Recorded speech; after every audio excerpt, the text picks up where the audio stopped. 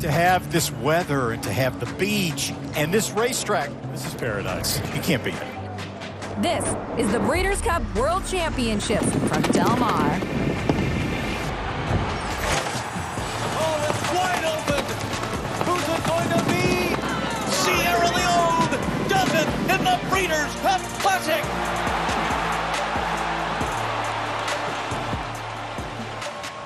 Two days of championship racing ahead here at the Del Mar Thoroughbred Club. Future Stars Friday on October 31st, and then Championship Saturday on November 1st. And we've got it all covered here on the Breeders' Cup Handicapping Preview Show. Welcome to Del Mar. I'm Todd Schrupp on our set here for FanDuel Racing.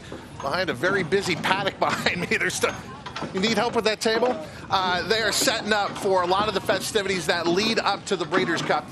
But there is major news that was announced earlier, and it is the defection of Sovereignty in the Longines Breeders' Cup Classic. Joining me here on our set, Christina Blacker and Matt Bernier. I know we're going to focus in on Friday coming up, but this has really been the biggest story, the fever that was contracted by Sovereignty and ultimately the scratch that is happening. Yeah, disappointing news. We heard on Tuesday morning initially about the fever, Wednesday confirmation that Sovereignty would not be competing in this year's Breeders' Cup Classic. And you take out the favorite from the race, Matt. Not only does it take some of the star power out of it, certainly with the Kentucky Derby winner, but betting-wise, it changes the race dramatically. Entirely, Todd, because this was a horse that would probably flirt with even money when all was said and done. Now you take him out, favoritism is up for grabs. I presume fierceness goes favored, but that's not to say that Sierra Leone couldn't vie for favoritism, and then journalism was seemingly favored in all the races that he runs. So very disappointed that we won't see the Derby winner. Hopefully we do get to see him though again at some point. Okay, we're going to cover the topic more when we talk about the Saturday races, but we're here to talk about Future Stars Friday,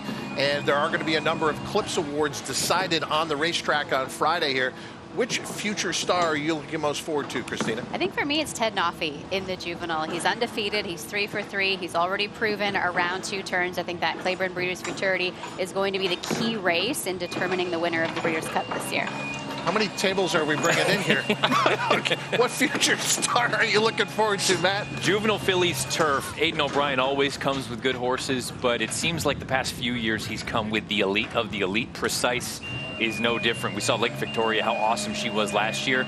It sounds like from some of our friends from Europe that Precise might be every bit as good, if not better, than Lake Victoria. So we'll find out what we get from her, but I can't wait to see what she does on Friday. Just so you know, I brought a friend from Europe, but I don't want to say who it is. We'll introduce that person in just a moment.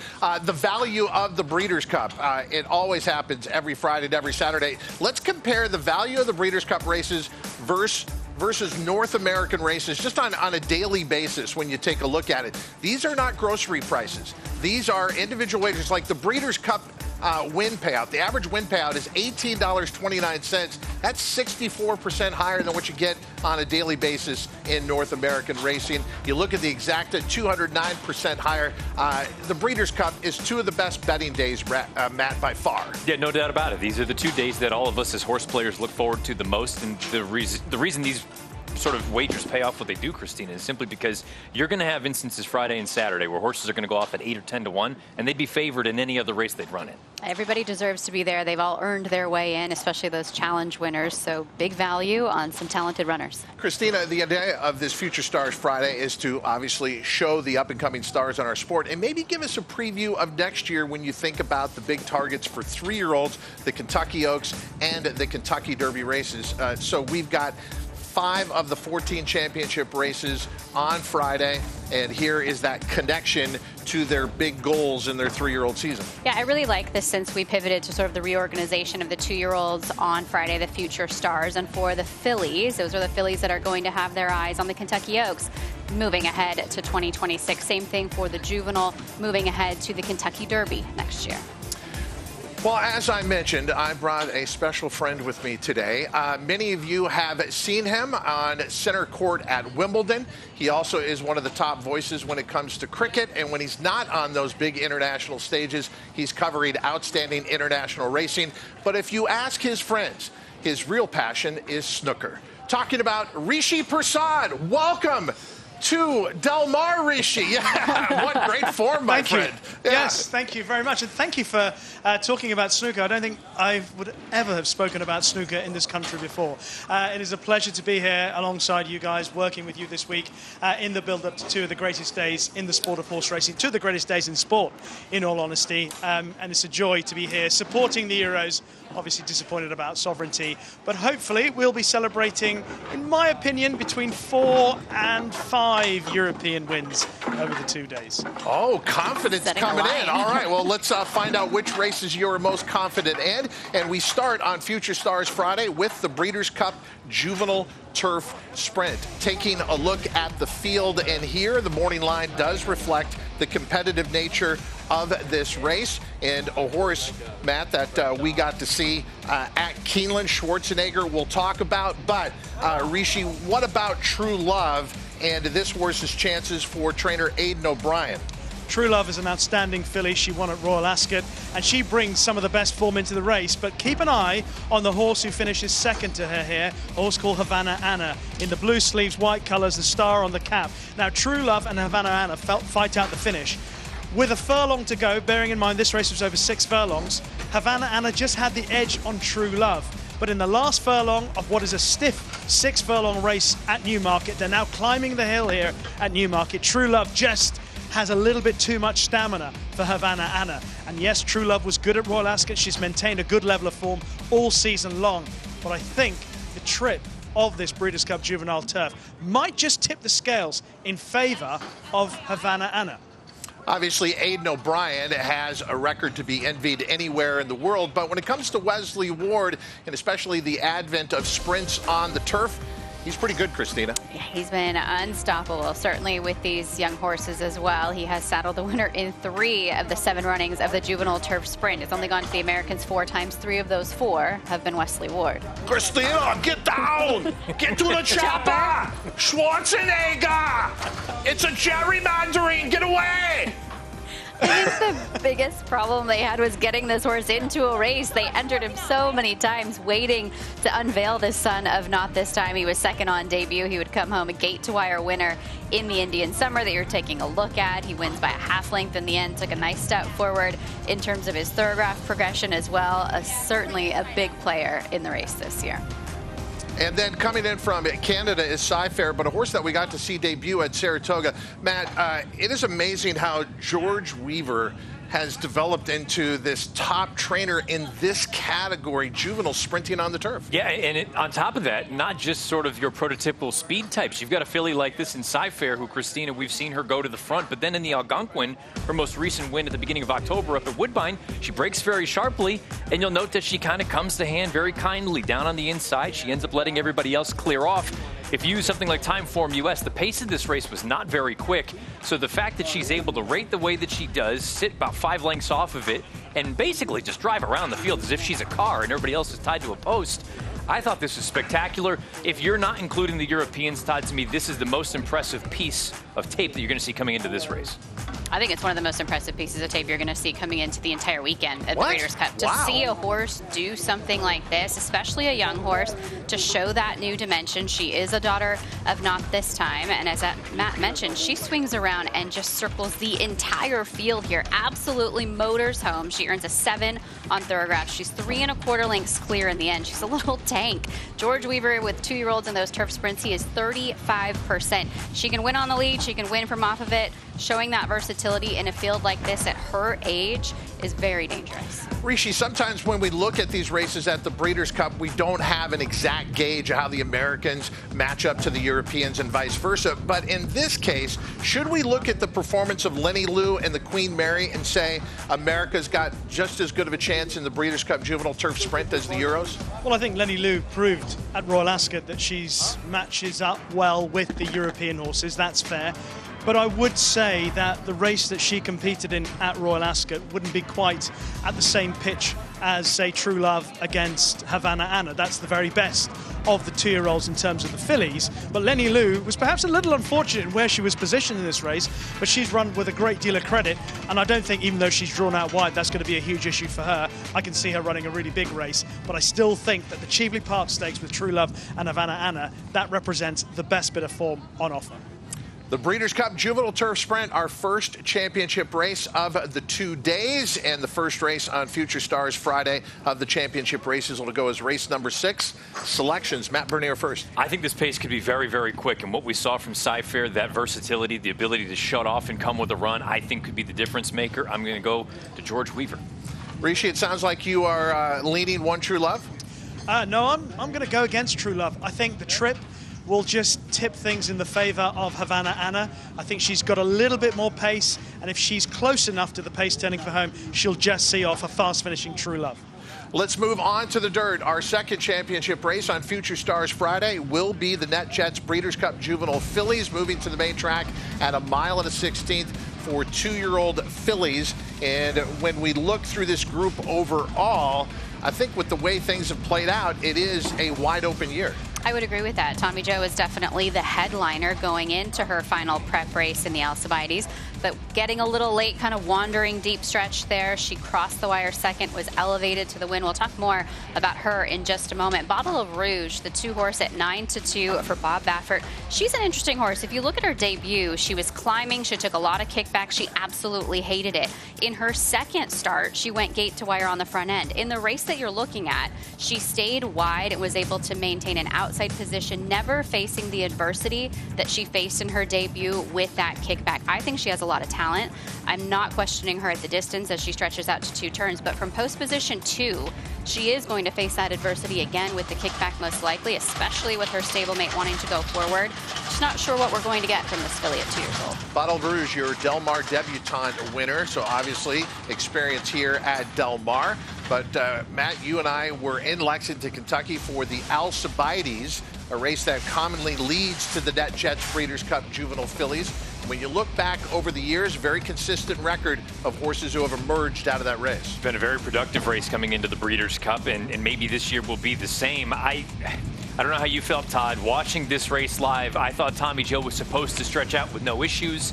Not only did she not do that, but I thought both her and Percy's Bar looked like they were quite tired at the end of this run. I know they went hard early on, but I wanted to see a little bit more finish than I did in these two. This ultimately was the incident that led to a disqualification, and Tommy Jo was elevated to first. Percy's Bar brought back to second.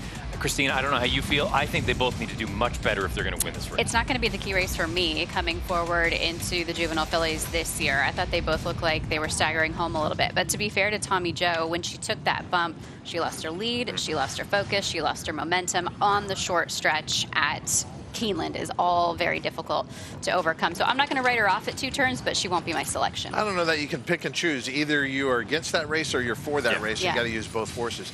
Super Corridora is coming off a maiden win. It was at Santa Anita last time out. First time around 2 turns, Christina, for trainer John Sadler. She's a daughter of Gunrunner, you'll recall. The first Breeders' Cup they ever held here. Gunrunner won the Breeders' Cup Classic.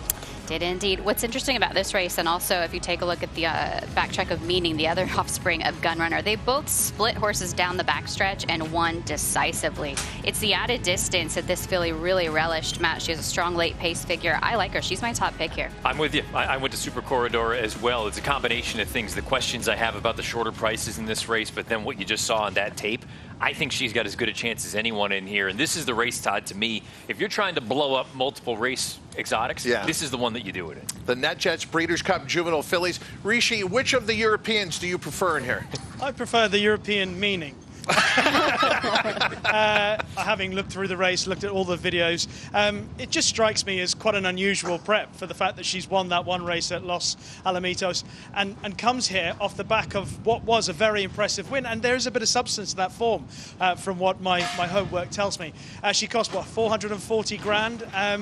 And in a race where I think you've all highlighted it, it's quite an open-looking affair, and horses are improving an enormous amount, especially youngsters at this time of the year. You can't be too adamant about just where they're at in their progression.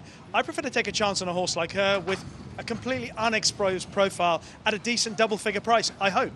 So, Rishi, following your advice, Matt, to look for a price in here, are you going to take a price? Yeah, I'm going to go to Super Corredora. I thought that tape was good enough to sink your teeth into. I think she has every right to take another step forward in here. And the pace of the race is going to be very interesting, Christina. I wonder if that Alcibiades leaves a bit of a bad taste in the mouth of the connections there. Maybe it doesn't develop the way that it did there. And if Super Corredora is right there, I think she's got a great chance. Yeah, I think it's tricky because the Baffert horses both want to be forward, Explora and Bottle of Rouge. So we'll see how they decide to let that one shake out on the front end. Continuing on, Future Stars Friday, we head back to the turf, a mile and a 16th.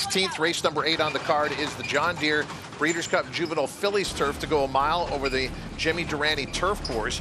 And despite an outside post, Precise is 6-5 in the morning line. She is that good. I mean, we saw Lake Victoria, and there's been a lot of comparisons to her. Precise comes in with very strong resume, back-to-back Group 1 wins. She's 4 for 5 lifetime, but at the outside post has to be a concern in here.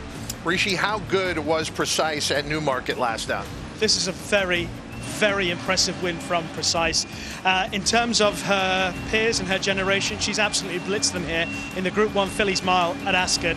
She eased her way into the race, and once Christophe Soumillon has asked her, I don't think he's gone for maximum effort on her. It's just hands and heels for the majority of the race. He hits her a couple of times, but she's very impressive in the end. The beauty about Precise is that every start she's had so far, she keeps getting better. And the further she goes, she draws away from it. She's not keen, she's not ranked through her races. She's like that. Anybody who's a parent will know that if you've got a child who wakes up in the morning, they've tidied their room, they've got all their stuff ready to go to school, they've had their breakfast, and there are no complaints.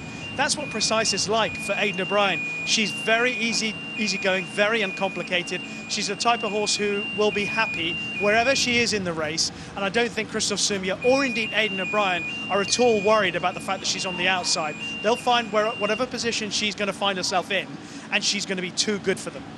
How big of an obstacle is that outside post, despite what the connections are saying, Matt? I don't think it is. I think she's Really? that good. Yeah, I mean, go back to Keeneland a number of years ago. Hit It a Bomb was a horse that if he had drawn a little bit better, would have been a fraction of the price that he went off, but he was drawn far outside, and he was still able to overcome that. I think she's that good. You know, Aidan O'Brien's made it clear this is a classic kind of filly that you're looking at next year as a 3-year-old. If anything, maybe the outside draw doesn't hurt her. Maybe it even helps her a little bit. That mile over in Europe compared to the mile here, this could be a much quicker run. I don't know. I have no questions about her ability. The only other horse I'd be interested in is another European, but it's all about Precise. Christina, let's talk about a local horse in Brave Deb, who is 2 for 2 for trainer Dick Mandela, most recently taking the Surfer Girl going a mile over the turf at Santa Anita. Yeah, she's very fast. She's high energy. She's a flashy daughter of Authentic. You mentioned she's undefeated. She did rate well last time out. She sat just off another horse, which was key. I do think she's going to be sent in this race. I think she'll be forwardly placed. I think she has the opportunity to try and steal it out there. Mirko de Muro has a big opportunity to stick with her. He's been aboard in the first 2 starts of her career for Spendthrift Farm and for Richard Mandela. But I had some concerns about Precise on the outside because I was worried about her being too far back before she drew the outside post. And with a horse like Brave Deb, who's going to be on or near the lead, it's a lot of ground to make up. Matt, it was a spectacular fall season for trainer Brendan Walsh. One of the races he won at Keeneland, there were many wins he had there, was the Jessamine Stakes with Imagination, the lady. Yeah, she was very, very good. She's done nothing wrong in 2 starts. Here she is wheeling out beneath Frankie Dettori. Frankie will retain the mount here in the Juvenile Fillies turf. I thought this is a meaningful step forward. Maybe on speed figures it doesn't look like that much of a jump up, but I thought she was much kinder here in this spot. And you see her just kind of grinding away down the center of the racetrack. I guess you need to decide. She was 10-1 in the Jessamine. She's 10-1 on the morning line in the Breeders' Cup. If you didn't have her at 10 that day, do you want her at 10 against a much better group on Friday? Is that fair, though, Christina? You are talking about an improving 2-year-old filly. Yeah, you're talking about improving 2-year-old filly, but I think if you look at her race and the way she moves, she lengthens her stride as opposed to the turnover to try and make up ground. I really believe you need the turn of foot. You need the turnover to be able to be successful here at Del Mar. When the shape and the flow of the race starts moving, if you're not in position and can't get your feet underneath you fast enough, you won't catch the pace setters. Rishi, the first family of racing on a global scale, the O'Brien family, is well represented in the Breeders' Cup Juvenile Fillies turf. Queen of Hawaii going for Joseph O'Brien. Does this horse deserve a long shot look? She definitely deserves a look. The thing about Queen of Hawaii is you just don't know how good this horse is. Watch her 2 wins. Both times she finishes really strongly. Now, the horses that she beats here, they're not up to the standard of what Precise has beaten. But Aidan O'Brien has an idea. He trained Moments of Joy, who got closest to Queen of Hawaii here. But Queen of Hawaii hits the line really hard, and she's got a pedigree that is just beautiful for the turf. She's by Kingman, who's an outstanding sire, outstanding racehorse himself. And on the dam side, Hibiscus was a high-class horse, but Hibiscus was is a daughter of Jacqueline Quest. Jacqueline Quest was the dam of Line of Duty, who won the Breeders' Cup Juvenile Turf for Charlie Appleby back in the day in the Godolphin colours. So you just don't know how good this horse is. She's clearly on an upward curve. Whether she's quite at the level of a horse like Precise, I don't think so just yet. Matt, there are so many stats coming into the Breeders' Cup, but can we rely on post position stats when this is a rotating event? No, well, I think not only because it's a rotating event, but a lot of that just depends on quality, right? How many of the horses drawn in 13 of those 6 winners were actual win contenders? We talked about Hit It a Bomb. He was out in 14. He was able to overcome that at Keeneland. I think it depends. You need to be much the best toward the outside if you're going to overcome that. And I think in an instance like this, Precise may just be that. I mean, I don't have any qualm about the quality. Christina's point is well taken that maybe she's a little bit too far back. I think if Aiden's sending a horse of this quality here, she's the goods. I think she's going to get it done. Okay, time to make your selections. And as I ask each of you, I want you to be very precise. Who's going to win the John Deere Breeders' Cup Juvenile Fillies Turf, Christina? I took a horse we haven't mentioned yet, the 5-horse Final Accord for trainer Mark Casse. 2 sprints to the route. She's 2 for 2 so far. I think she'll be in the flow of the race. She won't be too far back, and she has a lightning quick turn foot. Going for a price. Matt, you going to find a price? I am not. I am Captain Obvious. Give me the O'Brien duo, one being father, one being son. I like Precise to win this race, but I think Queen of Hawaii is a legitimate upset threat. Rishi, do you even want airtime for this? Well, in fairness, it'll be one of the O'Briens, Aidan, Joseph, or Donica, but to be precise, Aidan. Thank you very much. Let's move on to our next race, and it is the FanDuel Breeders' Cup Juvenile, presented by Thoroughbred Aftercare Alliance. FanDuel, once again, pleased to be tied into this race as a presenting sponsor and obviously support the work of the Thoroughbred Aftercare Alliance. Brant is our second choice in the morning line at 5-2. It is probably a sign of the age that we're in. This will be the shortest field in the history of the FanDuel Breeders' Cup Juvenile at the Breeders' Cup. But certainly the presence of Brant adds to the quality. A $3 million purchase, who's 2 for 2. Christina, did he lose some luster by winning a Grade 1 last time? It sounds bizarre, but he did, didn't he? It was a little more workmanlike, and it's sort of that heavy as the head that wears the crown. He's a $3 million purchase. You expect so much. You wanted him to go out there and blow the doors off that group. We also haven't seen him since that race. That was all the way back on September 7th, and he's yet to try 2 turns. You cannot take a short price on Brant in this race. Well, Citizen Bull, kind of an upset last year for trainer Bob Baffert. Corniche the previous year. I mean, certainly it's an advantage to be Bob Baffert at Del Mar. Look, he does well in the FanDuel Breeders' Cup Juvenile, but particularly here in California. And look, he's not for me, but at the same time, I wouldn't talk anybody off of Brant. He really has done nothing wrong in those 2 starts. And like you say, maybe visually it wasn't the most impressive thing you've ever seen. But I mean, how can you argue with a horse that he's got a perfect 2 for 2 record? He's got a Grade 1 to his name. He's never run slower than a 91. I can argue by giving you 3 for 3 Ted Nafi.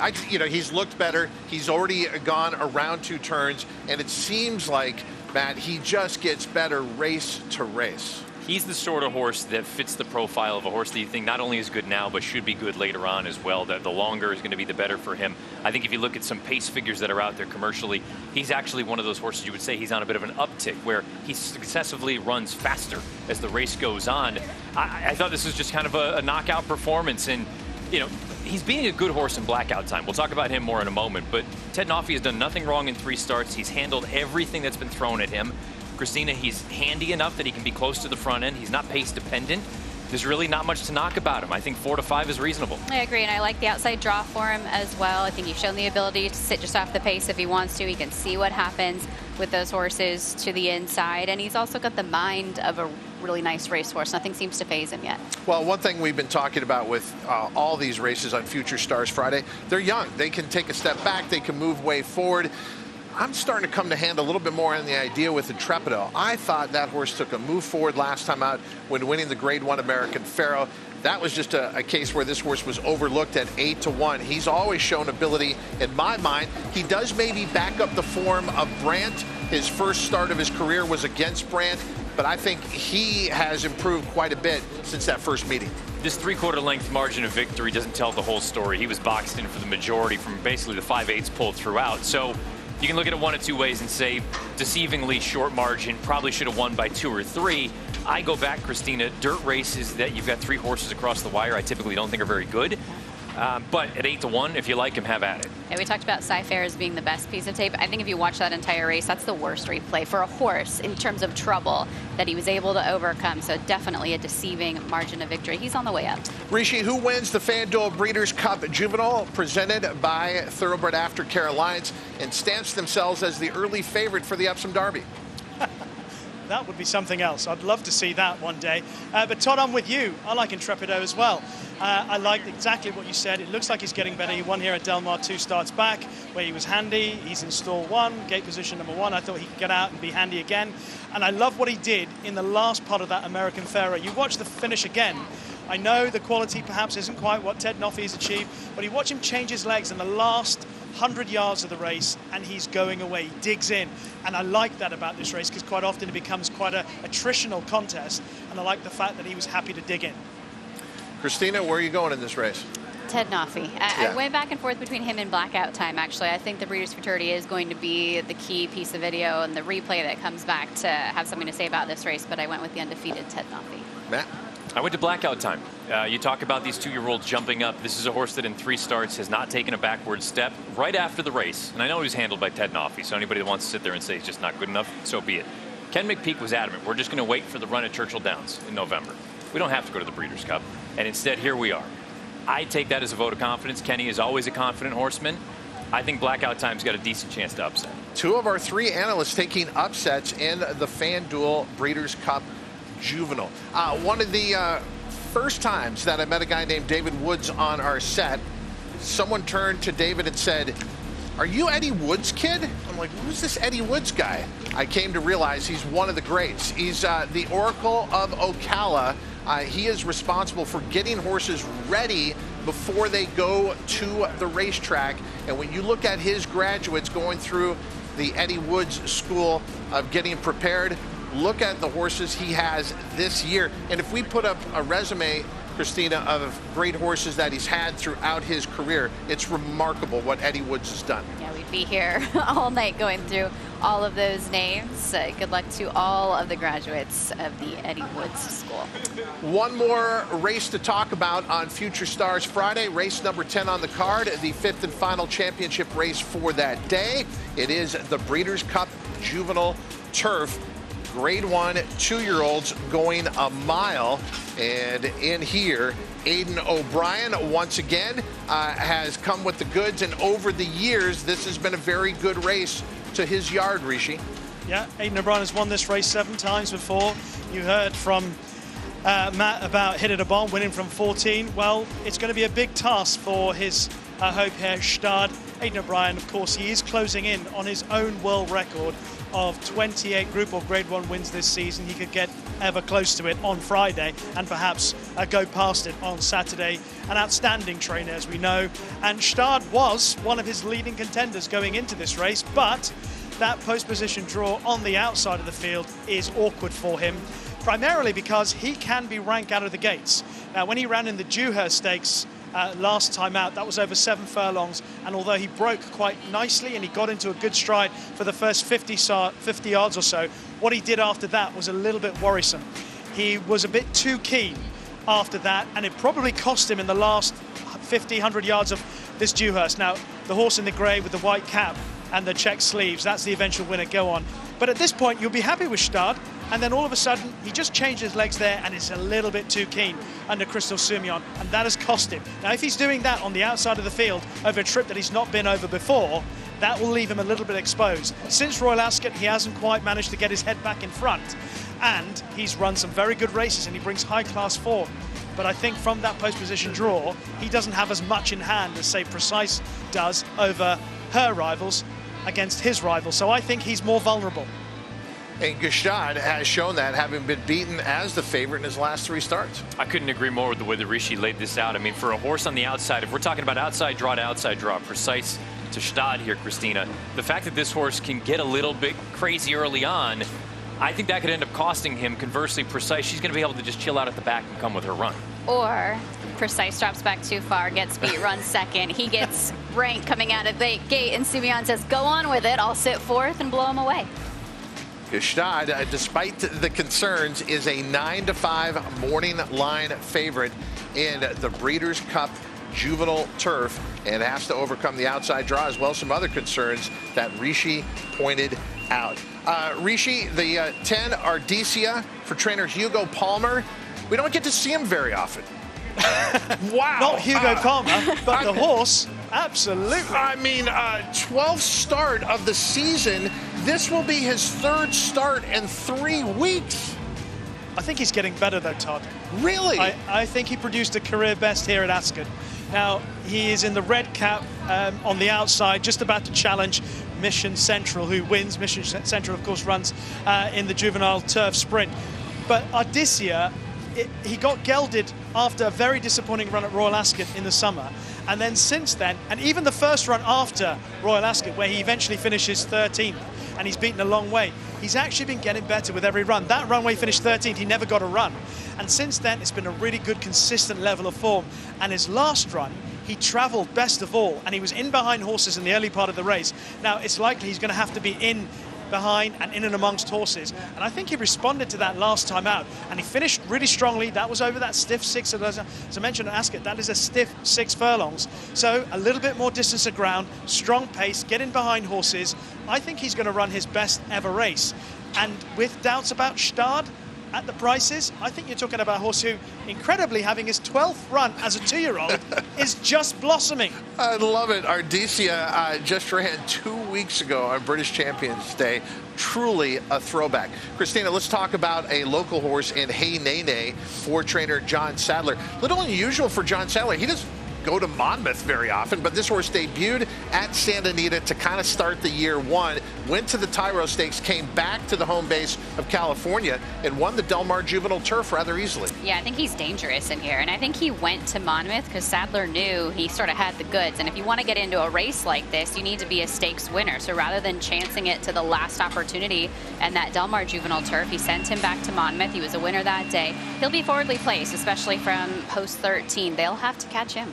Okay, we talk about horses coming in from all over the world to the Breeders' Cup. Here in the United States, a lot of horses, especially in the turf divisions of the Breeders' Cup, race last out at Kentucky Downs, but it has not been a productive place leading into the Breeders' Cup. It is not yet. I think those wins may be changing a little bit because the quality of Kentucky Downs as of late is much, much better than it has been historically. And Street Beast, kind of case in point. Ben Colebrook has been very, very clear. This is a horse we wanted to have fresh coming into this race here on Friday afternoon.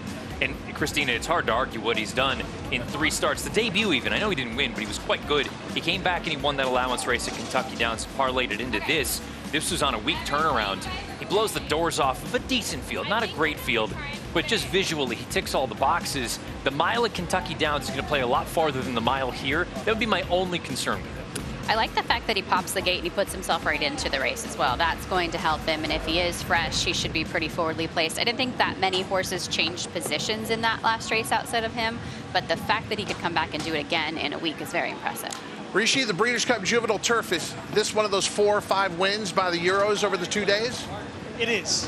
And it's going to be Ardesia for me. I know it's crazy. Some people say having his 12th start, how can he possibly do it in this deep company? But I think that he's actually getting better, and I think the type of contest that he's about to take part in will really suit what he's capable of doing. Matt, who wins the Breeders' Cup Juvenile Turf? I'm going to go with the horse we haven't talked about. I'm going to go with Outfielder for Wesley Ward. This is a horse that Wesley thought enough of after the blowout win at Churchill Downs to try to run at a Royal Ascot. It didn't work out. Eventually he ran in the morning, ran into Gestad, and then they ran in the dirt at Keeneland, and I think that kind of threw a lot of people for a loop. You heard an interview beforehand with Andy Biancone, and it sounded to me as though that was a test for distance, not the surface. I think he handled it with flying colors. I think he's going to be a forward kind of placement in here. And at 10-1, I think Outfielder's got a big chance. Josie's on a vacation far away. Matt Bernier going with outfielder in the Breeders' Cup Juvenile Turf. Christina, who are you going with? Well, I take Rishi's thoughts to heart, certainly with Stott to the outside, but I did make him my top selection in here. He's run 7s on Thorograph in his last 3 starts. That's the fastest number in this field, and oftentimes Aidan O'Brien's horses do run faster when they come to the U.S. If he runs faster and he's a few points quicker than these horses, I don't know that the antics will catch up to him. Let's give you some plays that you can go to FanDuel Racing and put in for Future Stars Friday. Let's talk pick 5, Matt Bernier. Going to have to peel off a couple of the bankroll here, because this is one, put it this way, if this hits Todd, this is going to be at least 5 figures. Yes. And probably into the mid-5s, because we're taking out some of the favorites in some of the races. We go deep in the Juvenile Turf Sprint, the preference being Cy-Fair, but I think the outside of that race is really where you want to go. 4 deep in the Juvenile Fillies, we touched on. I just don't like the favorites. I don't think there's really anything in there that stands out. Give me the 1, the 2, the 3, and the 8, the 8 being the top pick in Super Corridora. 2 deep in the Juvenile Fillies Turf. We talked about it. It's Joseph, it's Aidan. Just give me the O'Brien duo in there. Get out of that race. The Juvenile, I'm going to go a little bit deeper. I'll take the obvious ones on the outside in both Brant and Ted Noffey, but I'll also take the inside 2 horses. I mentioned how I like Blackout Time. I think he could take a step forward. And then Intrepido, based on what you guys have mentioned, that trip. If we can get alive into the payoff leg, I'll be alive for boxcars. Outfielder is the top pick. I'm also throwing in a horse that he's probably better used underneath. Gordon Pass is going to be every bit of 20-1, if not more than that, for Will Walden. He was the only horse that made up an inch of ground in the Bourbon. That was a race that was 1, 2, 3 throughout, and he had him cooking from the back of the pack. If Will Walden has taught us anything, he can pop on a big stage at a number. And, I mean, look, if Gordon Pass wins that, you might not see me on Saturday. That's why he's one of the best analysts we have here in the United States, giving you a lot of thought and giving you a play into the pick 5 on Future Stars Friday. Christina, your turn now, but looking at the late pick 4 on Friday. Yeah, we'll start one race later here and go 2, 4, 7, and 8 in the Juvenile Fillies. Bottle of Rouge, Percy's Bar I did throw in. I do not use Tommy Joe. Explorer for Baffert, who should be on the front end, and Super Corridor, the top pick in there for me. In the Juvenile Fillies Turf, race number 8 on the program.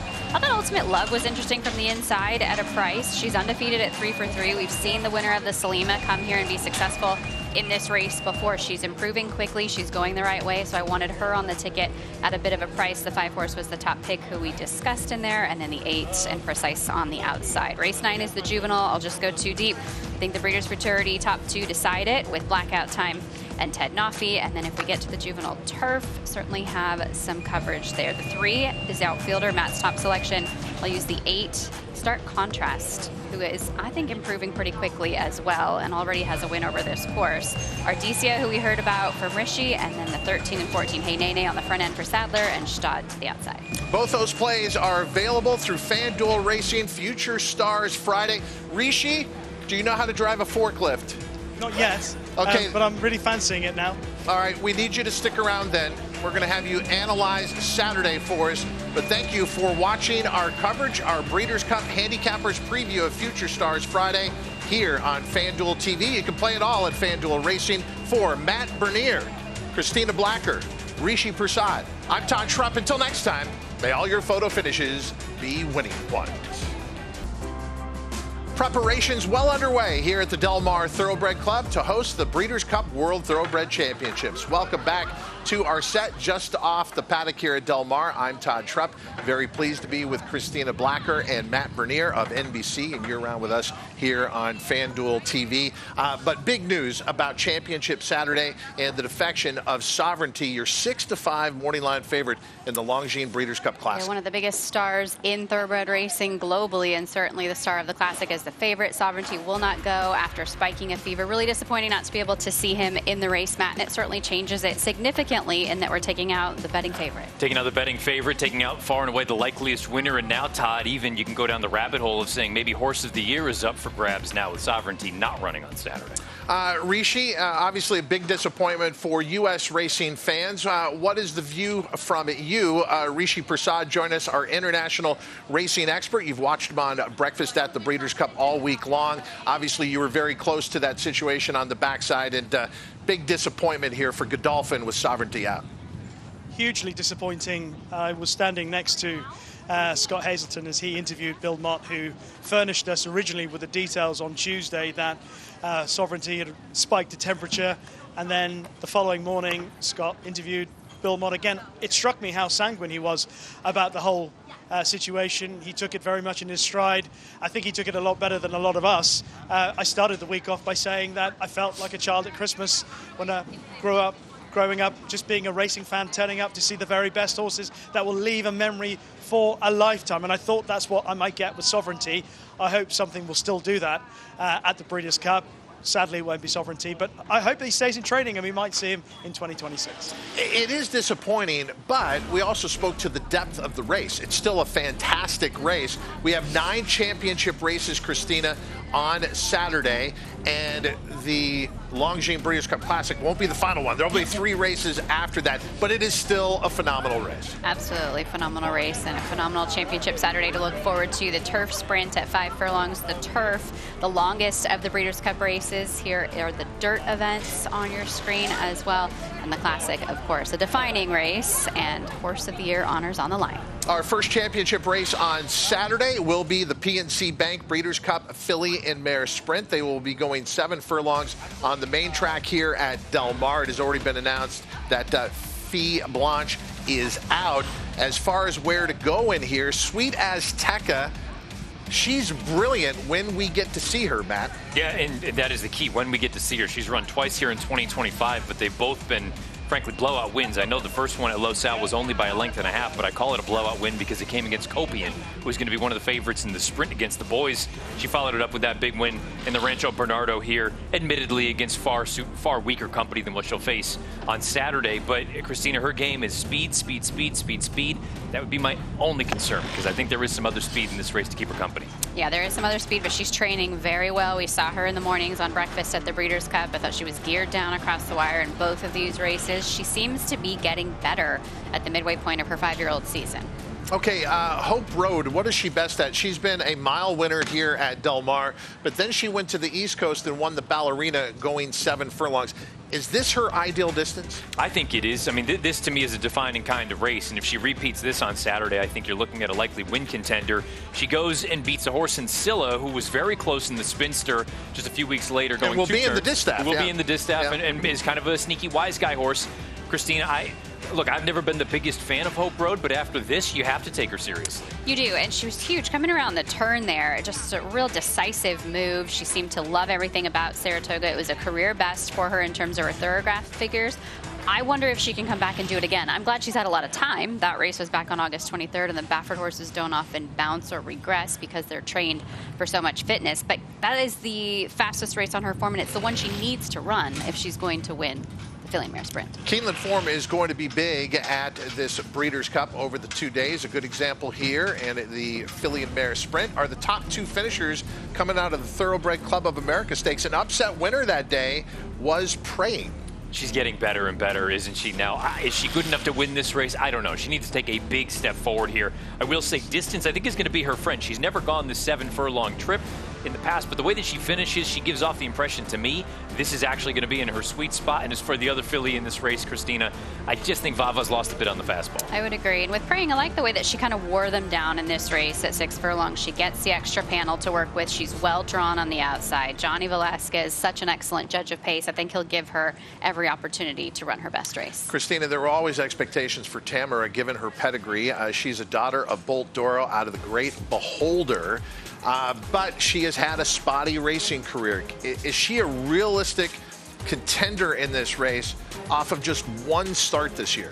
Yes, she's good enough. She does have the ability to win a race like this, but as you say, can you count on her running her A race? Now, of course, Richard Mandela is leading her over there thinking she is going to, but we also haven't seen her come back to back with races in a very long time. Second race off the layoff is definitely encouraging for her, and I think she could move forward. It would certainly be one of the stories of Breeders' Cup if a daughter of Beholder can get out there to the winner's circle. Matt, who wins the PNC Bank Breeders' Cup Filly and Mare Sprint? I went to Tamara. I thought she was so impressive in that Chillingworth, and then you almost forget because it was so long ago. Her win in the debutante here as a 2-year-old was spectacular. She looked like Mom rolling around the far turn, just blowing the doors off the field. I also can't help, and maybe I'm reading way too much into this tinfoil hat. You know, Richard Mandela could easily run Copian here, and she would have been arguably the favorite, the horse to beat. Instead, you're going to run her in the sprint. There's probably a vote of confidence there, but you're not doing it if you don't have Tamara sitting on tilt ready to go. Rishi, who do you like in the Filly and Mare Sprint? Everything that Matt's just said. I like Tamara. Call me sentimental. She's a daughter of Beholder. I remember that win that he talks about, brought her into the Breeders' Cup in 2023 as one of the shortest price favourite for the juvenile fillies, and sadly she disappointed on that occasion. But why have they kept a horse with her pedigree in training? She could easily have retired. She's a very valuable commodity. I believe that connections think that this is an opportunity for her to show what she's capable of, and that's good enough to win this race. Why do I feel like you're going to make it unanimous? Who do you like? Sweet Azteca. Oh, okay. All right. Good. You're really going the opposite of these two today, which is not a bad thing. We'll see if that's a good thing or But bad I thing. love Sweet Azteca, too. I mean, she's just absolutely brilliant. You could say there's speed in the race, but I don't know that there's speed like her. And I think this was a year in the making, and I know she's changed hands in terms of trainers, but we expected her to be one of the favorites in this race last year. And I think the careful management, taking their time, only running her twice this year, very much by design. What is the next race? Does anyone know? I don't remember. Oh, it's the Prevagen Breeders' Cup Turf Sprint. Was that pretty good? That was very good. And scene. All right. Send it off You're to us. hired. There we go. 5 furlongs on the turf for the Prevagen Breeders' Cup Turf Sprint, 3-year-olds and upward. Oh, AG Bullet, what you could have done for me last year, so agonizingly close, and then Rishi and his Euros jumped up at 32-1 and spoiled my Breeders' Cup, but it is another great matchup here of America's best sprinters against some of the world's best. But let's go to the Jaipur Stakes in AG Bullet.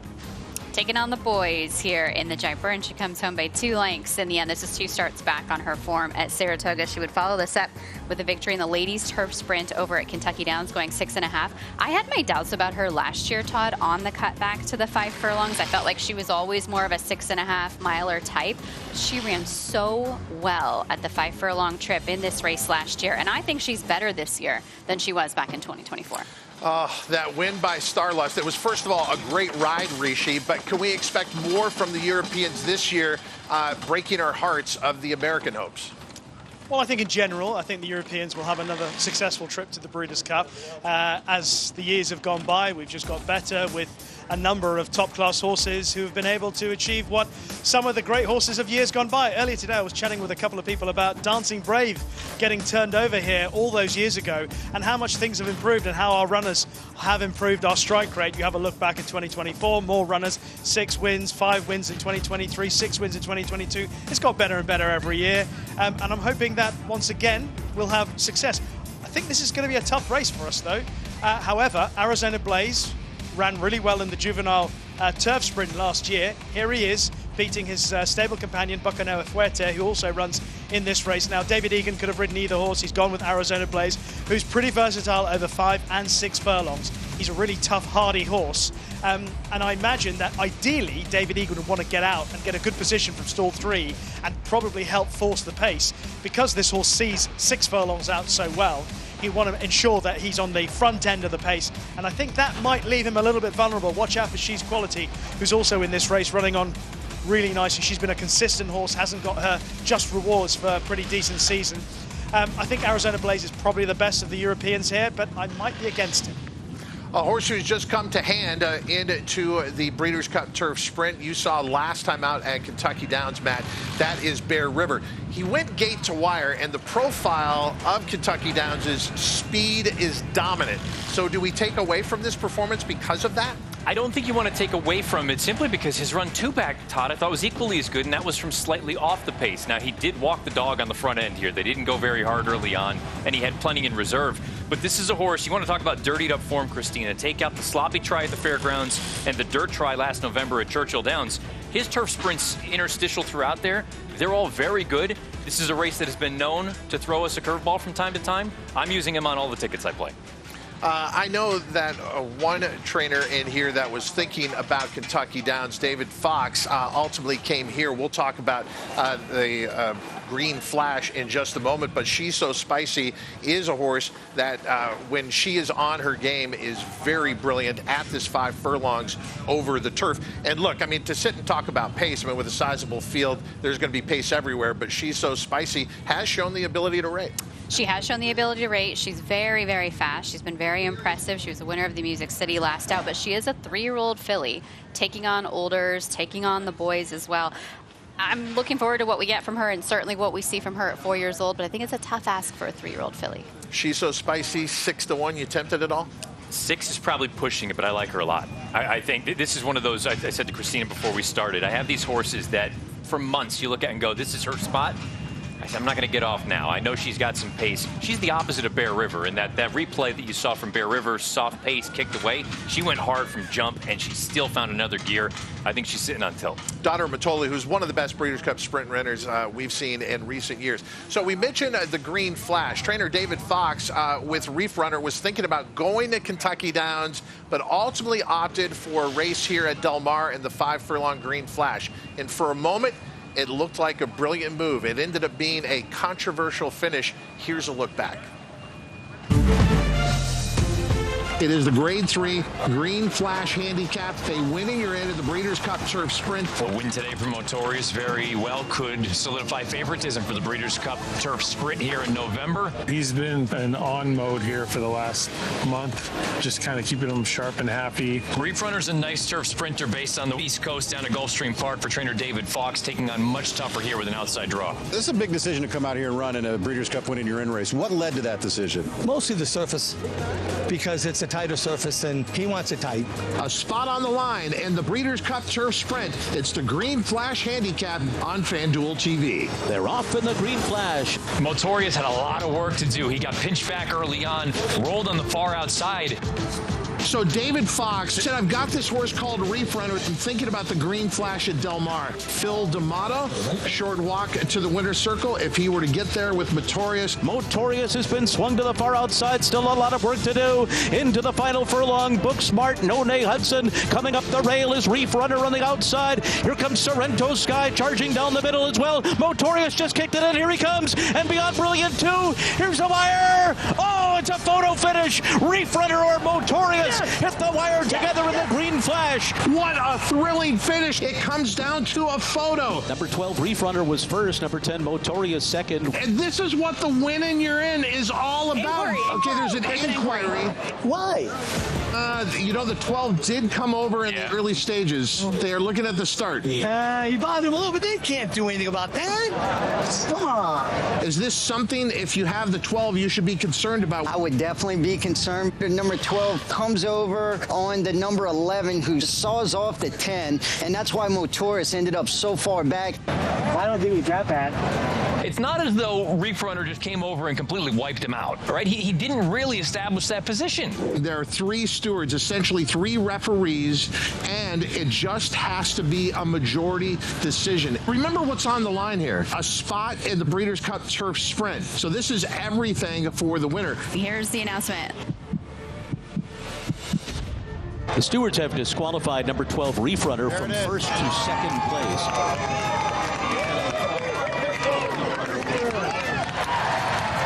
Well, I'm thinking the stewards can't be wrong all the time. but I think there was an interference in the beginning. There's a reason why he took back to last, which he usually like 6th, 7th, maybe in the middle of the pack. He gives it all right at the end. Congratulations. Not bad for an old guy.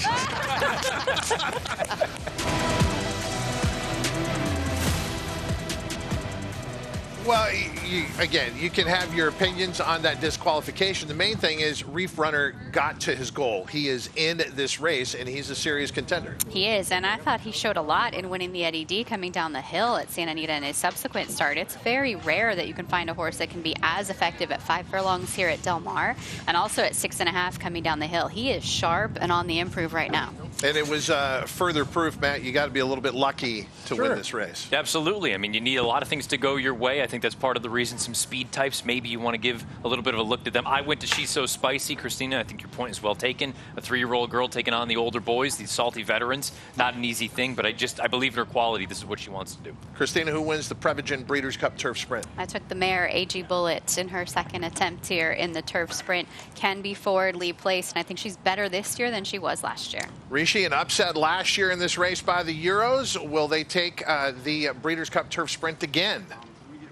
I'm going to go against the Euros here. I'm sticking with Motorius to get his just reward in this race.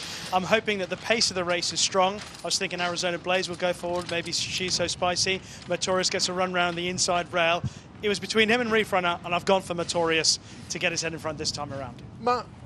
Motorius. All right, next up is the Cy Games Breeders' Cup Sprint. We'll turn to the main track here at Del Mar.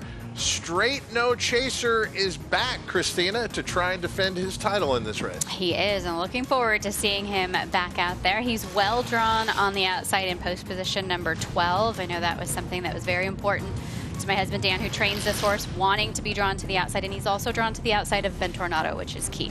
Yeah, Ben Tornado running a huge race last year and one of the expected favorites in this race. Straight No Chaser, we got a chance to see him in a race that was to set him up for this race in the Santa Anita Sprint Championship. How's he been working since that race, Christina? Yeah, he ran third in the return race in the Santa Anita Sprint Championship. He definitely needed that, and he's also needed the next 3 works since to go ahead and get fit for this race. His first work back was a very fast one, showing that old flash and speed that he always does, 47-1. His subsequent work, designed to slow down a little bit, give him a little bit more fitness, 1:03. He went on October 19th. This work that you're looking at is the last work leading into the Breeders' Cup, October 26th.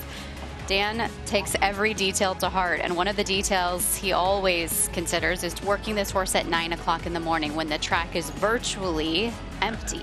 I can tell you there were about 5 horses on the racetrack at this time, and he happened to hook up with this horse from Michael McCarthy's barn. You can see the horse to the outside. And credit to the exercise rider who is on the McCarthy horse for going wide around the turn, trying to give him as much kind of a berth as you could right there. It's so important with a sprinter not to do too much in the final work going into a big race. And Juan Landero, Stan's assistant, did an incredible job here. He's water skiing off this horse the entire time. He gets a time of 49 flat for the half-mile drill, but it is less than ideal. And that was something that Dan mentioned to Michelle Yu on the breakfast show. You don't want to let him rip around there and go too fast, but you also don't really want to have to hold him for half a mile either. He needs to get something out of that work. So not the perfect final work. Hopefully it was enough to get him fit to run his best race. Ben Tornado was second to Straight No Chaser in the Breeders' Cup Sprint last year, and he's had a light campaign, to say the least, Matt, but we got to see him return for the first time since that Breeders' Cup Sprint, and this, the Louisville Thoroughbred Society race at Churchill Downs, and what a return. Look, if he runs back to the Breeders' Cup Sprint from last year, he's right there with Straight No Chaser. If he runs this race again, no one's beating him. I think he's an absolute, I don't want to say slam dunk. He is the strongest opinion of the weekend for me. As far as likely winners are concerned, he was so good there. We've seen him around here. He looks like he is shot out of a cannon, ready to go right now. Lovesick Blues was more likely, Christina, to be in the claiming crown rather than the Breeders' Crown, a Breeders' Cup Classic and day that we have with the Breeders' Cup Sprint. I mean, a horse that was a former $12,500 claimer. Yeah, it's a great group to root for, Librado Barocchio and Mia Familia Racing Stable, and he earned his way into this race. This is a win-and-you're-in event, the Bing Crosby, but it's also a bit of an outlier on his form. He hasn't had the opportunity to dirt sprint all that much. It does seem to be his forte, but he does need to run back to that, the race of his life, to be competitive. Luckily, it was over this track, so maybe he can. Quick comment about Imagination. So we talked about, obviously, how Straight No Chaser may have needed that race. Where did the performance in the California Sprint Championship from Imagination come from? Where was that? I don't know, and it's part of the reason I don't like the race. He was on his left lead for the majority of the stretch run. We know the Straight No Chaser wasn't probably 100% for that race. I'm fading the Santa Anita Sprint as a whole. Christina, as you were alluding to earlier with Tamara ending up in the filly and mare sprint, maybe it speaks of Copion, and Copion, an interesting move by Dick Mandela to take her up against the boys here in the Cy Games Breeders' Cup Sprint. It is. I think it's a little bit disappointing for them that she drew the rail, because that really puts a lot of pressure on her and really on any horse in a Breeders' Cup race, but especially in the sprint. She is very fast. She exits the Clement L. Hirsch at the mile and a 16th, and Richard Mandela wanted to put a little bit more speed into her. That's why we saw this work in 33-1 and well off the rail with that time under Mike Smith. She's going to be on the engine from the get-go. She's going to take a lot of heat in this race, though. Well, I'm hoping that we have another great video to look back of you cheering with Straight No Chaser. We're going to set aside you having to make a pick in this race. Sitting next to Christina, Matt Bernier. Who do you like in the Breeders' Cup Sprint? I wish I weren't sitting next to you right now. Look, I just think Ben Tornado, if he runs back to that race, I don't think anybody can beat him, period. Having said that, Christina, you really like that horse. Look, Yeah. Ben Tornado, it's his race to lose this year. It looks like that on paper. And you mentioned he walked in here to school about an hour ago. All of us went, who's that? And then he walked by and I saw the saddle towel and I went, oh no. Rishi, you owe no loyalty to anybody. You're a man without a country. Who do you like in the Breeders' Cup Sprint? Well, Christina's a dear colleague, so best of luck, Christina, with Straight No Chaser. But I'm taking a chance that maybe I know Matt wasn't that keen on Imagination, but considering the fact that this horse had been an okay miler, I'm thinking maybe he's taken the mask off and actually he's a pretty useful sprinter. The Cy Games Breeders' Cup Sprint, that will be race number 6 on Championship Saturday. Let's turn our attention to race number 7 on Championship Saturday. It is the Longines Breeders' Cup Distaff going 1 mile and an 1/8. Seismic Beauty for trainer Bob Baffert, and she has been the dominant horse on the West Coast as the 9-5 morning line favorite. Yeah, looking forward to seeing what we see from Seismic Beauty in the race. She comes in off 3 consecutive victories. She seems to just get better and better with the distance. She does have a lot of speed. You're also going to see some speed in here from Scottish Lassie. I think you're going to see some speeds from some others as well, so she might take a little bit of pressure. But I say it all the time, Matt, the Bob Baffert horses are quick, but they're not rank. And so I think she'll have the opportunity from post position number 8 to sit comfortably outside of those other horses. Coming into this race, I just assumed I was going to lock her up, and I just thought there was enough other speed, specifically with Jinjin. Jinjin, the only way that she can win this race is by going. Similar to what we saw in that spinster, I think this could be a pretty lively pace. It was a shocking upset in that small field. Shocking on a number of levels. Torpedo Anna didn't run her race, and then her retirement is announced shortly after this. But Jinjin in this small field takes them gate to wire at 18-1. The question I had about Jinjin is she just at her best at Keeneland? Does she just love Keeneland, and can she run this race that we're looking at over the Del Mar surface? That's kind of my feeling, that I think maybe she's just kind of a Keeneland lover. But to be fair, I think the only way she can win this distaff is by going, and maybe that's not a good recipe for her success, but it could also hinder the big favorite in here, Seismic Beauty. And I think it's the same for Scottish Lassie. If she doesn't go, she doesn't run her race either. Would you guys agree that Torpedo Anna was the leader of this division throughout the year? Yes and no. I mean, I think there were times when she didn't run, as fast, and the numbers weren't as dominant. This was such like an easy transition until you said that. Darth Vader finishing second to Torpedo Anna last time out, beating a nose. This was kind of another surprising performance. But look, Torpedo Anna clearly was one of the best in the division, and Darth Vader tested her in the personal incident at Saratoga. Darth Vader is another mare that's just seemingly getting better at the right time. I guess, Christina, the thing I have a difficult time reconciling, her 2 races that just jump off the page are at Saratoga. Similar to what we just talked about with Jinjin. The Molly Pitcher, where's the excuse? She's just completely decimated by inferior company. I know she's kind of wise guy. I don't like her. If I'm trying to find an excuse for the Molly Pitcher, I think sometimes when horses run a really big race over an off track, they regress in the next start. And I think you can't always tell that from the way they're training in the morning. So that would be maybe the excuse. I do like the way that she really locked onto a target with Torpedo Anna in that last race. I know she didn't win, but she's going to do that same thing pace-wise here. If the pace from Jinjin, the pace from Scottish Lassie, if Seismic Beauty is out there, Darth Vader is going to be the one targeting them all. Rishi, is your insight only continental Europe, or can we take you to South America? I'm not going to go to South America, but I'm going to go with Nitrogen here. This is a horse that I quite like. We'll come to Nitrogen in just a minute. This is Sarawak Rim, who put in what I would consider, judged by my limited knowledge of work, it's a decent effort here, 6 and 1:14.40, and clearly a contender. But just looking at the overall strength of this race, and I know you guys have spoken about some of the leading contenders, I don't think there's a standout horse in this race. There's nothing in the race that screams to me that is a Torpedo Anna 12 months ago, or indeed a Beholder in years gone by. My thing is that I want someone who's tough. I want someone who's going to be involved, pitching in the closing stages, and I feel Nitrogen does that. I think she's a really consistent horse who generally runs her race. She's never far away. She's drawn on the inside post, and I can see her being involved. She may find 1 or 2 too good, but they're going to have to be in a serious race. They'll know they've been in a serious race if they put their head in front of her. Christina, it's amazing how a year plays out. We thought Nitrogen, okay, she's the leader of the 3-year-old fillies on the turf, and now here she is taking on older horses with a real chance in the Longines Breeders' Cup Distaff. Who do you like in here? I went with Seismic Beauty in the end. I do think Nitrogen is an exceptional 3-year-old filly, but I think she has a couple bad habits lately. Weaving, getting out a little bit, late stretch, slowly away from the starting gate. I don't think she can afford to do that against these types. Matt, who you got? Feel free to roll your eyes now. I went to Alice Verite. What? Who ran 4th in the distaff last year.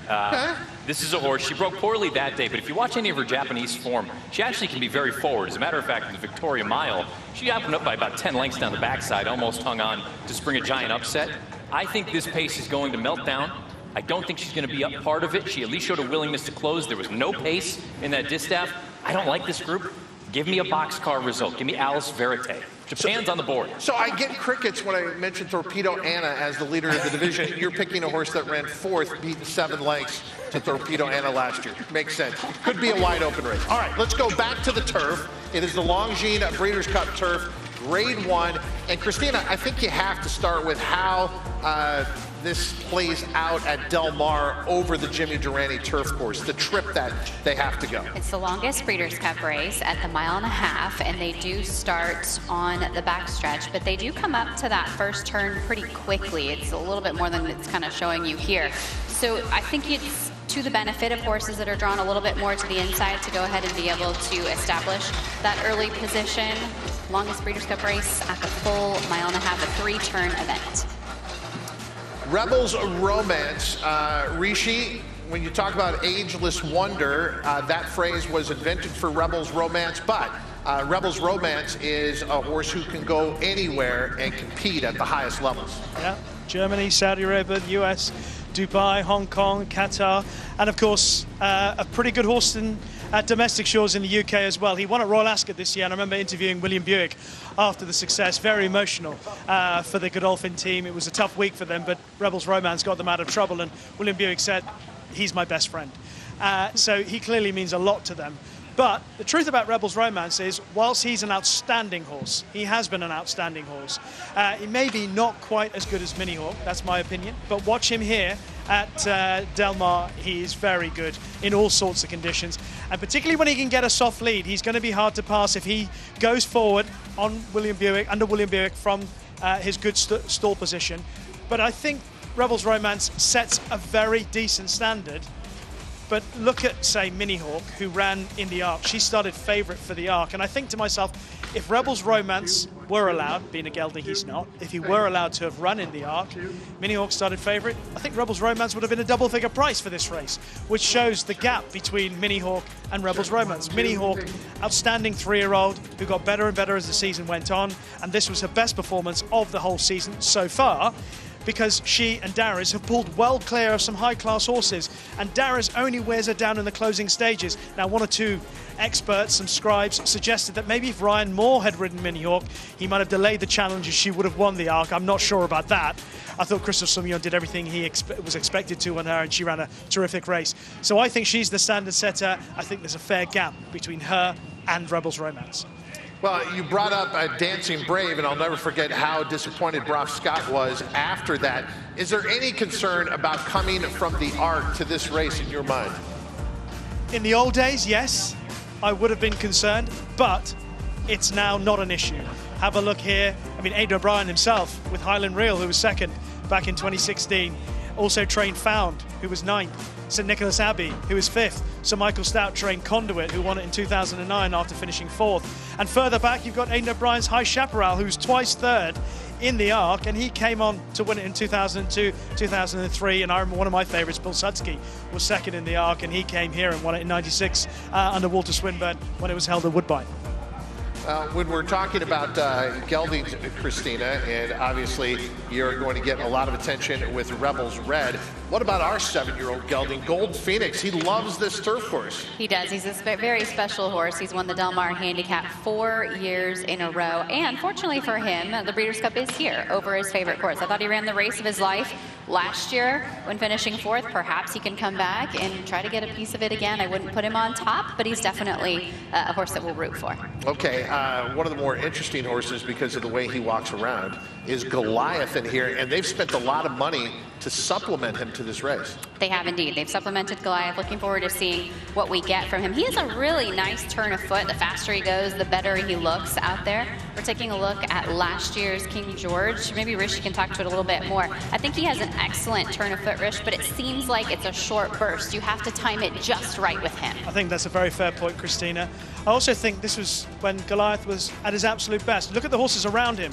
The horse that finished second is Blue Stocking. She won the Arc. Rebel's Romance back in third. The horse who was in fourth, eventually finishes fifth, is Auguste Rodin, Derby winner in the UK, and of course a Breeders' Cup Turf winner himself. So this was high-class form, but this was in 2024. If this horse turned up, if the horse who won this King George in 2024 turned up to this year's Breeders' Cup Turf, I think he's probably takes the beating. But he hasn't been that horse this year, and that would be my issue with Goliath. He's not quite the horse in 2025, even though he won a Grade 1 or Group 1 in Germany last time out. It wasn't quite at the level of his 2024 form. So, by all accounts, Mini Hawk, the outstanding horse, and I think she takes all the beating. Rishi going with Mini Hawk, the 3-year-old filly, returning out of the Prix de l'Arc de Triomphe into the Longines Breeders' Cup Turf. Christina, you going Euro, or you think America could pull off an upset? Euro, but maybe it's a little sentimental. Rebel's Romance for me, hoping that he can make it 3 in the Breeders' Cup Turf. I've said this a few times on the network the last couple weeks. I did not pick him last year, and when he walked behind us here in the paddock, I knew I had made a mistake. He just has such a look of determination, and I love the inside post for him. I think he can go out there and make all the running like he likes to. Matt, who you got? Rebel's Romance. I mean, I believe he's 6 for 7 on firm or good to firm going. This is the ground that he wants, and to Christina's point, that inside draw, you can kind of do what you want if you're William Buick. You go or you sit in the pocket. I just think he has every opportunity to win his 3rd turf. Yeah, whether or not he wins, the fact that he's here to attempt this is rather remarkable. Rebel's Romance trying to make history with a 3rd win in the Longines Breeders' Cup Turf. Okay, that always precedes the Longines Breeders' Cup Classic. The big news in here, Sovereignty. A fever got the best of him. He has been scratched as the 6-5 morning line favorite. You are looking at the adjusted morning line, but let's talk about fair odds now with Sovereignty out, Matt. Yeah, and I think it changes things fairly dramatically, and you can take a look, take him out, the big horse. I think the likeliest winner is Fierceness down on the inside. You're not looking at that number wrong, by the way, for contrary thinking. It might as well be 1,000,000 to 1. But Fierceness at 7-2, which in my opinion would be a fair price, you're never going to get that number on him.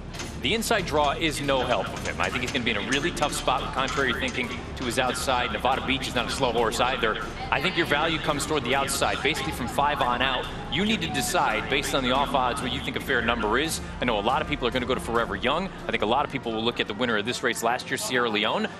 I'm not sold on journalism as far as ready to take that step up. I also think he's going to take a little bit too much money in a spot like this, but you can go so many ways in this race. Christina, just overall to that point, do you buy the 3-year-olds being able to be as good as their elder counterparts? Well, I think as far as the 3-year-olds went, Sovereignty was already proven as the best of the 3-year-olds, right? So if I was leaning for a 3-year-old, it was going to be Sovereignty in here. I ended up starting to look at the older horses and most notably all the Pletchers. Sierra Leone was one of those horses of the 3-year-old crop last year that was at the beginning of the Kentucky Derby Trail considered one of the best in the class, and then so many seconds and thirds followed. By the time we got to the Longines Breeders' Cup Classic, he was about 7-1. But he finally realized his potential. He really did. Now, granted, he had a beautiful setup in here. They went gangbusters early on. The thing kind of fell apart a little bit. I would argue that the 2nd and 3rd place finishers actually ran better races, Fierceness and Forever Young. Having said that, Sierra Leone's got his buddy in here. Contrary thinking, the pace will be hot again. He should have every opportunity if he's good enough. So last year, Forever Young comes to the United States, a gallant 3rd in the Kentucky Derby, nearly a winner, and then that 3rd last year in the Longines Breeders' Cup Classic. Was it fair looking back? I know a lot of opinions that I trust. They felt that Forever Young was too close to the pace in last year's Breeders' Cup Classic, and we won't have that this year. I think he was a little too close to the pace because it was the fastest half mile in the history of the Breeders' Cup Classic. I don't think position-wise it's a bad thing for him to be that close, but it's not good to be that close to 44 and 4 when you're going 1.25 miles. This race that you're looking at, to me, is one of the best races of the entire calendar year. This throwdown between Forever Young and Romantic Warrior, he ran a -5 on Thoroughgraph. Forever Young did in this race. If he runs this race, he wins the Breeders' Cup Classic. Forever Young, Japan's hope again in another big international race, this time the Breeders' Cup Classic. The Pacific Classic is the defining race of the summer meet here at Del Mar, and what a gesture by Rapoli Stables and Todd Pletcher to bring fierceness out to California. And Matt, it was nearly a disaster at the start. Yeah, right out of the jump, right there. Johnny V holding on for dear life. This horse, for whatever reason, tried to duck the inside temporary rail. Things will be extended a little bit on Saturday. But I guess my takeaway, Christina, he was able to overcome all that against this field.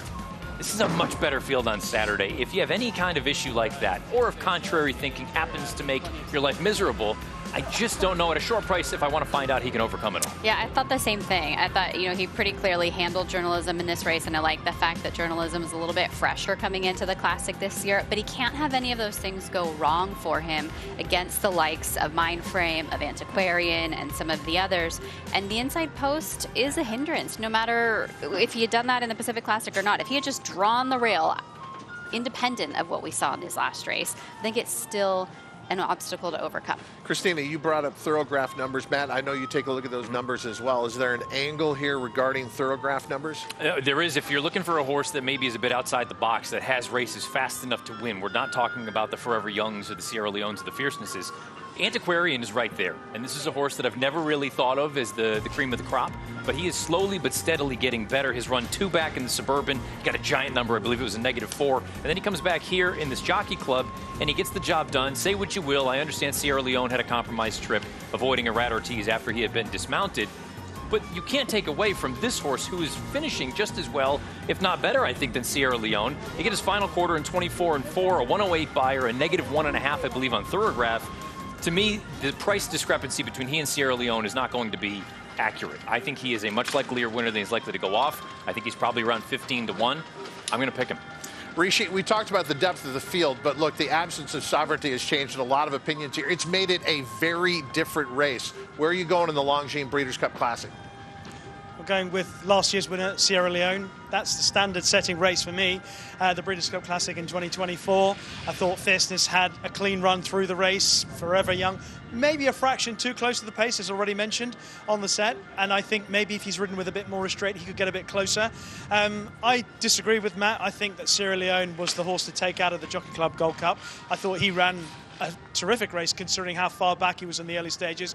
But if you go back to the end of last year and you say to Chad Brown and Connections, what's the race that you want to win again with Sierra Leone? Is it all the races that he runs in through the season? No, it's the Breeders' Cup Classic. That's the one that they want to win. I presume that actually, when you look at his prep, I think it's beautiful in the way he's been built up for the race. The only horse I was afraid of was Sovereignty.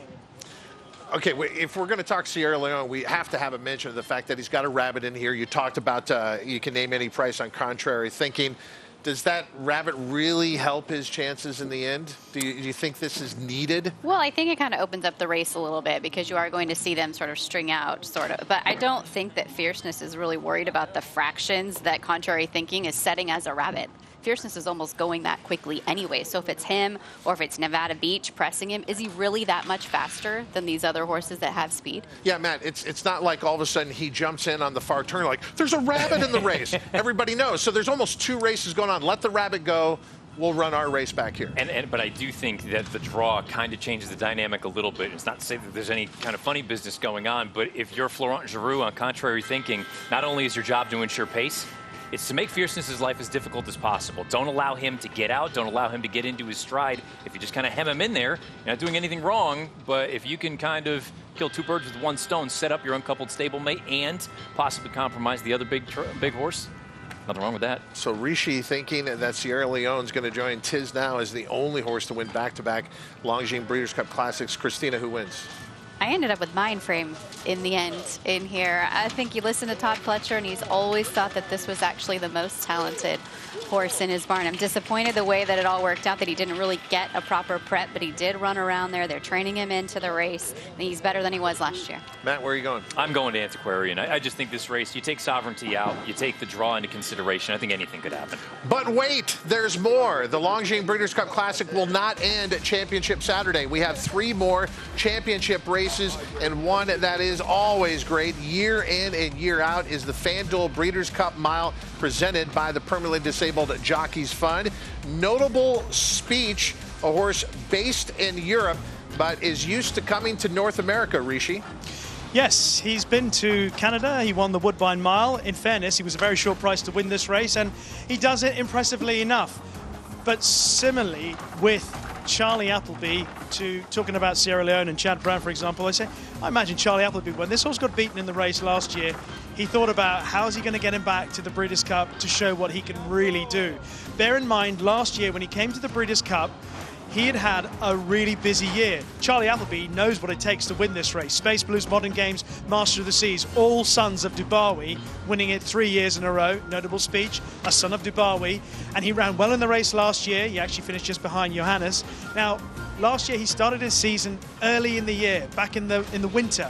And he ran in a series of races on the all-weather before he won the 2,000 guineas. So by the time he got here in November, he was a pretty tired horse. This time, he didn't start his season until May in the Lock-in Stakes at Newbury, and it's been a nice progression through the season.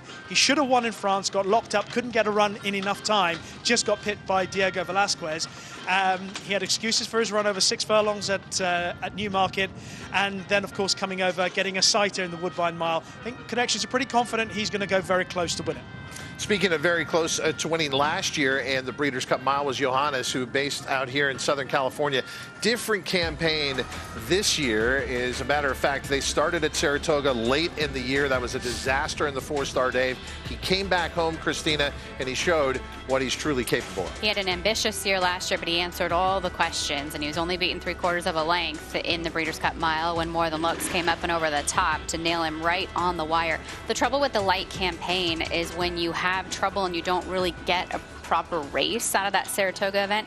I think Johannes is a horse that he's big, he's strong, he carries a lot of muscle. He might have really needed both those races to be at his peak again. Rhetorical is a New York bred who has been on quite a run, Matt Bernier. We're looking at Rhetorical in the morning back on October 23rd at Churchill Downs.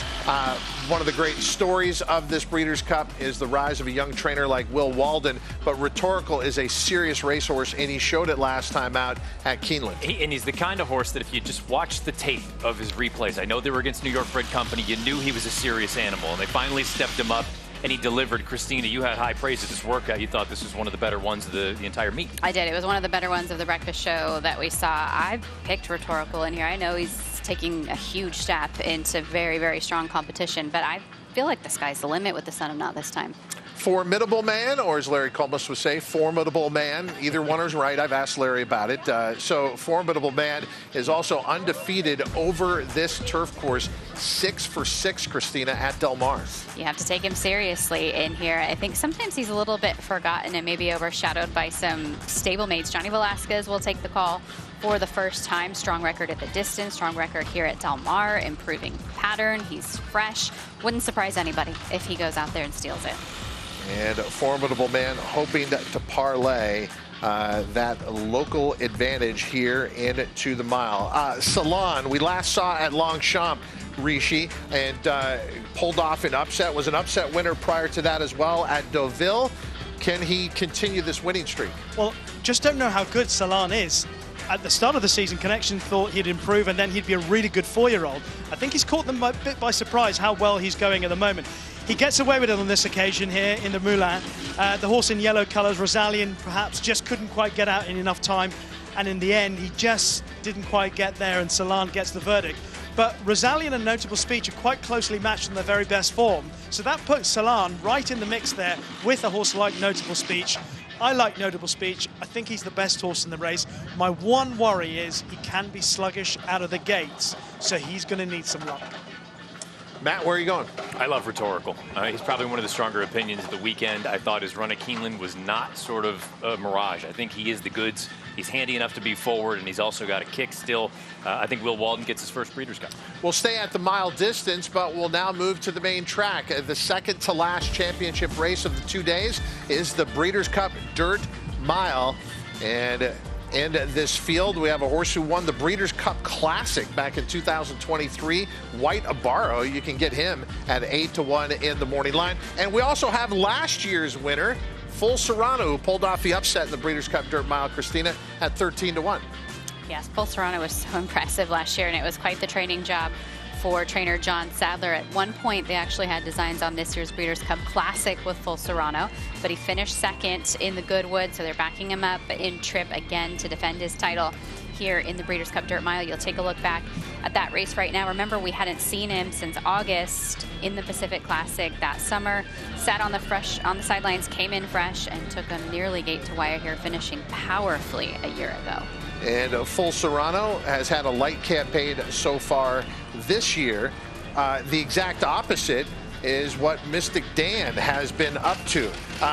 Didn't exactly look like a campaign that would lead to the Breeders' Cup Dirt Mile. They had a stop on the turf in the Arlington Million along the way, but then he came back to the dirt in the Lucas Classic and got the win at 1 1/8 miles. I thought it was the best race of his career, given the kind of trouble that he had. He was hemmed in for the longest time, eventually got down to the inside, and you see him kick on here at the end. I know this was at 1 1/8 miles, and we're going to be turning back to a mile in this spot, but there's enough pace in this race to make me think he can sit a beautiful trip, and if he's as good as he was that day at Churchill Downs, I think he's got a big chance. And when you look at horses who have won the Kentucky Derby as it relates to winning a Breeders' Cup race, here is your list that Mystic Dan is trying to join. It's certainly an exciting list to take a look at those names. Remember all of their big performances, not only in Kentucky, but beyond. Good luck to Mystic Dan. Great to see that he's had a little bit of fresh and he's kind of back to his old self. Now I know what your summer was like in the apartments, Christina, here at Del Mar. All right, the San Diego Handicap. Nysos wins this race. We were supposed to get him in the Pacific Classic on this road to the Breeders' Cup Classic. Now here we are in the Breeders' Cup Dirt Mile. I don't know what to think anymore about this horse. I don't either. He's brilliant, right? There's no denying that. I don't know what version of him you get. I'm going to assume if we're here, Christina, that he's sitting on tilt and he's ready to go. His best version can absolutely win this race. I picked him on top in here. They had the plan of running him in the Pacific Classic. He wanted to run him in the Classic. I know Bob Baffert thinks that highly of him. When those plans went awry and you have to now train him up, when Bob can train this horse how he wants to and get him to 100%, he's going to be so tough at 1 mile. And if I picked Mindframe in the Classic, Mindframe's the only horse that's beaten him. How do I not pick Nysos in the Dirt Mile? By not picking Nysos. Matt, who do you like? I'm going to the Derby winner. I'm going to Mystic Dan. Give him a chance here to get a little bit of that glory that he's lost over the course of the year. I think the race sets up very nicely for him. Rishi, who are you looking at in the Breeders' Cup Dirt Mile? I believe you guys call this a lock, so I'm going with Nysos. I agree with Christina. He looks like a really classy individual. Kind of half expecting to see it in a Breeders' Cup Classic, but I'll take the mile. So we all know for Baffert, goal-oriented will end up winning the race. Beware of the uncoupled entry. All right, 1/14th and final championship race, the 12th race on Championship Saturday. It is the Maker's Mark Breeders' Cup Filly and Mare Turf. And Belitza last time out in the Flower Bowl. And taking a look at this performance in the Flower Bowl, came from well off the pace, and it was a moderate pace at Saratoga back in late August, Matt. It was. I will say the two races that she's run over firm going are the two best she's had here in the United States. She's able to kind of weave her way through traffic.